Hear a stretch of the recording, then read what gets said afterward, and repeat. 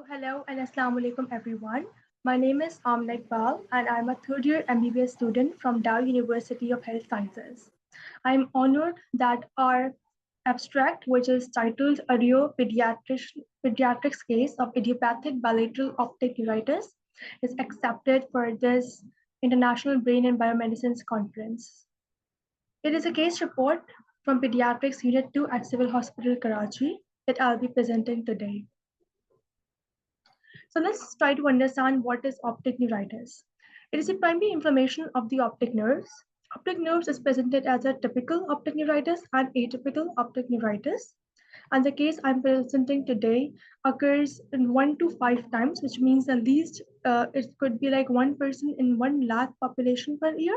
The maximum could be the 5 people from 1 lakh population 1 year could present this, which depicts about this case being a rare one. The typical presentation of optic neuritis in children is visual loss from over days to hours, abnormal color vision, visual field loss, periocular pain, pain with the movement of eyes, headache also, and severe decrease in the visual acuity. Moreover, the risk of recurrence is also very high for optic neuritis. So me and my co-authors worked on this case report to bring this rare presentation in medical literature. So I present a case of a 12-year-old girl who was born and a resident of Karachi, having the weight of 40 kg. She was fully vaccinated and presented in the OPD with acute severe deterioration of her vision with a headache which lasts for like 7 days.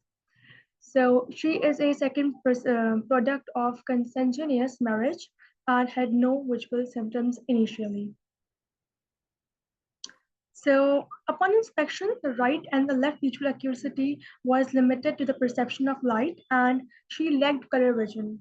On cross-examination, no visual anomaly was found. There was no ptosis and normal conjunctiva, cornea, iris, sclera were observed. The pupils are bilaterally equal reactive to direct and consensual light reflexes. Moreover, there was no significant history of any chronic or autoimmune illnesses that were noticed. Then we ordered the investigations that I'll be talking in detail. So the blood inflammatory markers were normal and negative for viruses and bacteria. Autoantibodies and aquaporin 4 antibodies in the CSF were negative. In VEP, which stands for the visual evoked potentials, the report showed that there's absolute latencies are prolonged bilaterally, which are suggestive of moderate degree of optic pathway dysfunction. We have attached it to the report so that you guys can also have an insight on it.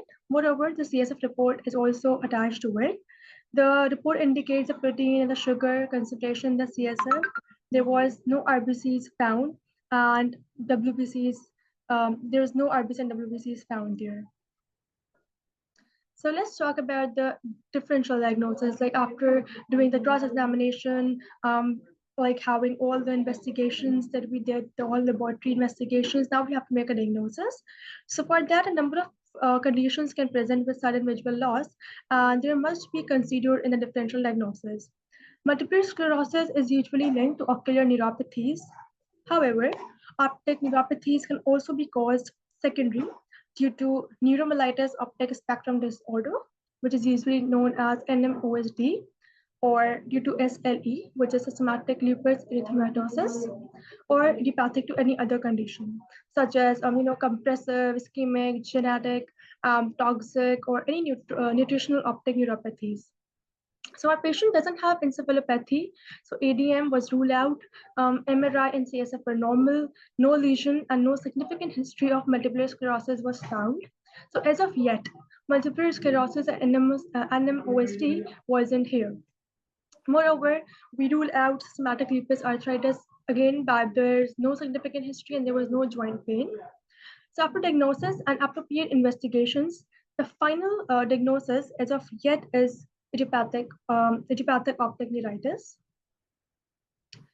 So let's talk about the limitations and the conclusion, which is the last part of the presentation. Her visual acuity was gradually improving after we gave them IV methylprednisolone. The color vision was also gained back. Patient was discharged on tablet delta cordial.